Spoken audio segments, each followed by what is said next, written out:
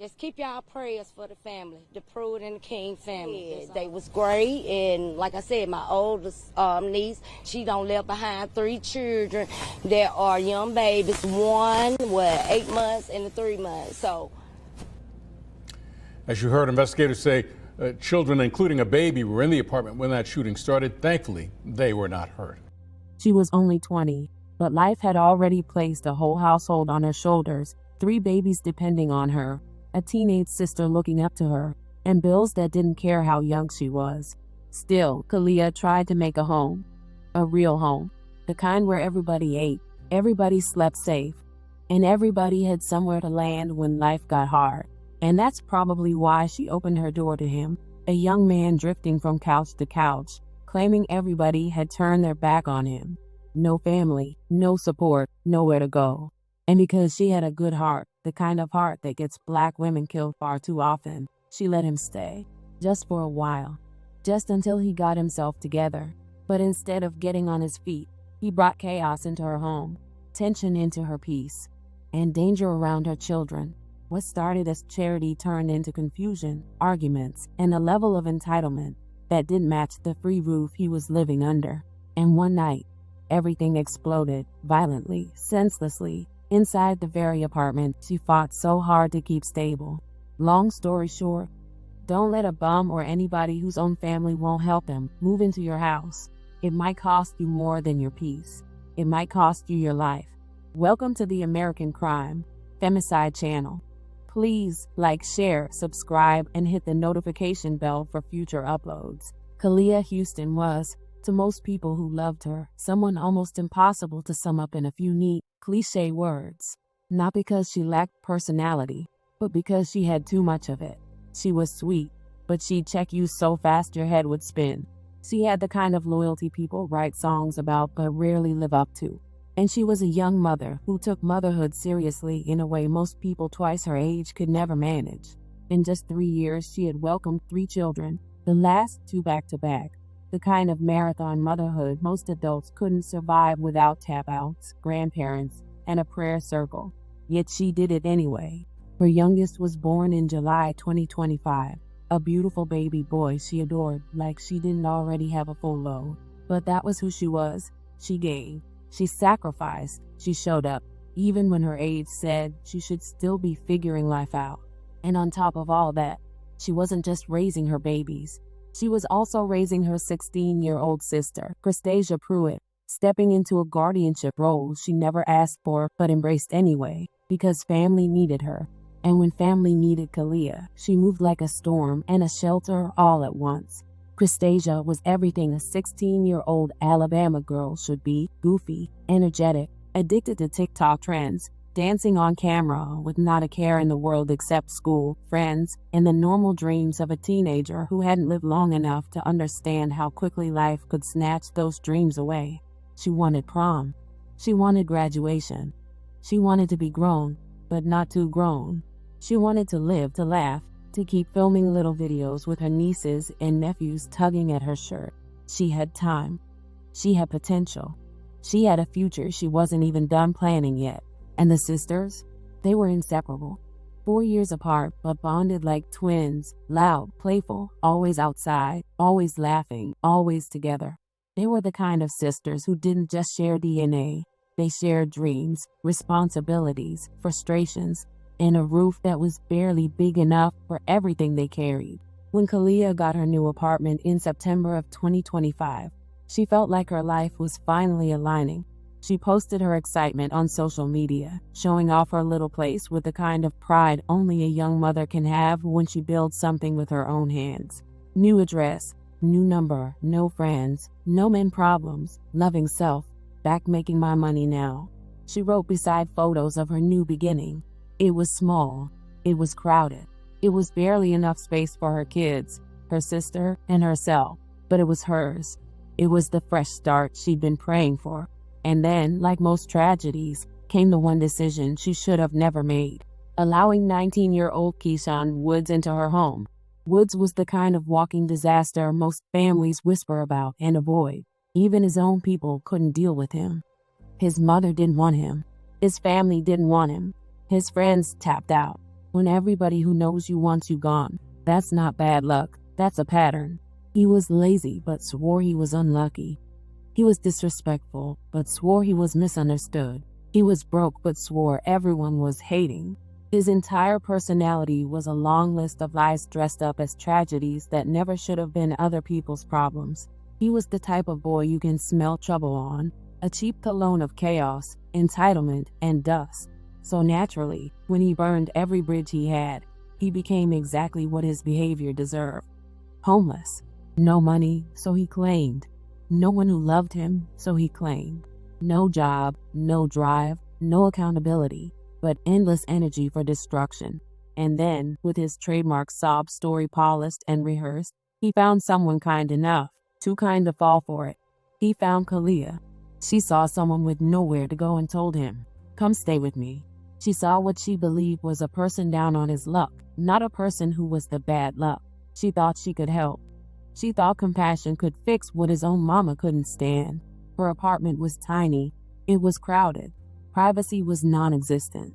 But she still felt bad for him. She still let him in.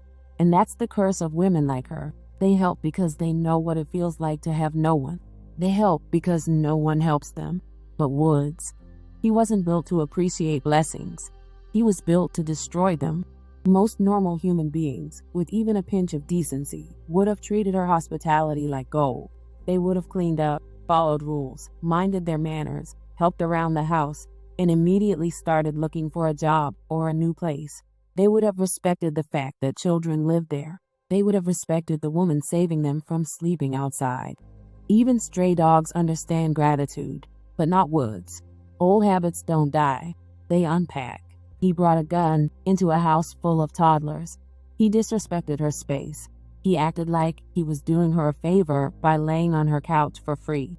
He turned her peaceful fresh start into yet another battleground because bum behavior doesn't elevate just because someone gives it shelter. His entitlement metastasized, spreading through that small apartment like mold. He moved in during September. By November, Kalia had reached her limit. She wanted him gone. And she had every right. It was her home, her kids, her sister, her rules. But to a man with nothing, ego is everything. And fragile ego mixed with dust-mite ambition is a deadly combination. So when she told him he had to leave on November 10th, he responded how only an ungrateful, angry, pride-wounded bum would, with bullets. Police were called to Woodlawn Manor on 1st Avenue just before 11:30 p.m. Monday. When they arrived, chaos met them at the door. 3 people shot, children screaming, blood staining a place that should have been peaceful. 20-year-old Kalia was gone. 16-year-old Tasia was gone.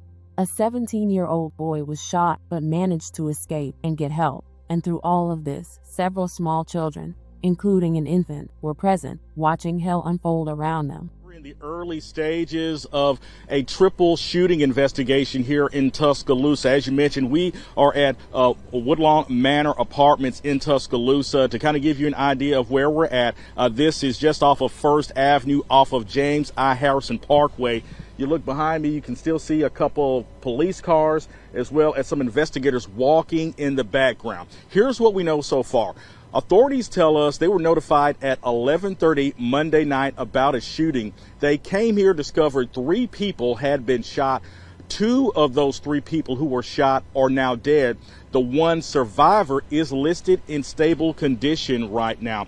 The Tuscaloosa Violent Crimes Unit is investigating this case. So far, they haven't offered up many details in terms of who may have been responsible and where they are right now. We can tell you that they have crime tape up at 2 of the different apartment buildings here in this apartment complex. They are one on the left, a parking lot, and then one on the right. That's where they have the crime tape put up. They've also asked us to back up at least once because they say this is a large crime scene area. Not very many people out and about who live in this complex in the early morning hours. So far, I've talked to 2 people who have been waiting inside of their car. They tell us when they arrived here late last night, the officers had part of the parking lot blocked off and told them they couldn't get into their apartment right now. So they're not even really sure of what happened and or who was involved in this. Investigators quickly pieced it together. Woods opened fire after an argument. He didn't snap. He revealed who he already was. He ran from the scene because cowardice always runs. But the U.S. Marshals Task Force found him hours later. He was charged with capital murder for killing 2 people in the same act, and attempted murder for the surviving victim. No bond, no sympathy, no excuses left to hide behind. Police are charging Keshawn Woods with 2 counts of capital murder and attempted murder. 20-year-old Kaliyah Houston and her 16-year-old sister were shot during an argument. Investigators say Woods shared an apartment with the sisters at Woodlawn Manor. 2 lives taken, children traumatized, a family shattered because one boy couldn't stand the idea of being told to pack his things and go. Following the shooting, outrage spilled all over social media. Family and friends didn't just mourn, they questioned, they condemned, they begged the universe for answers. One statement in particular cut the deepest. When niggas thought it was okay to kill a female, and why none of the old heads stepping in? Them babies, Lord. My heart aches for them genuinely. People weren't just grieving the deaths, they were grieving the inaction. The fact that 2 women surrounded by children were slaughtered and no one stepped in. A modern tragedy layered with modern cowardice. This situation exposes a grim reality far beyond this single moment. It highlights the dangers of compassion in a world full of parasites dressed as people. It reveals how women, especially young Black mothers, are expected to be endlessly forgiving, endlessly supportive, endlessly strong, even when it kills them. It exposes how desperation will make people open doors they should have sealed shut.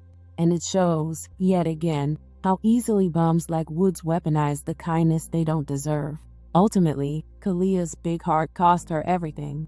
She tried to help someone everyone else stayed away from. She tried to give shelter to a boy who couldn't build structure inside his own life. She tried to save someone who was committed to sinking. And in the end, he paid her back with violence. Because men like him don't appreciate women who save them. They resent them. They envy them. They attack them the moment their ego feels threatened. Now 3 babies are motherless. 16-year-old Tacia, who wanted prom and college and adulthood, is never coming home again.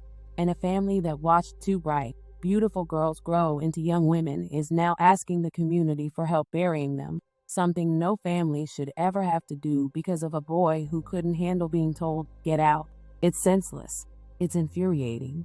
It's tragic. All because Kaliyah trusted someone her spirit should have run from.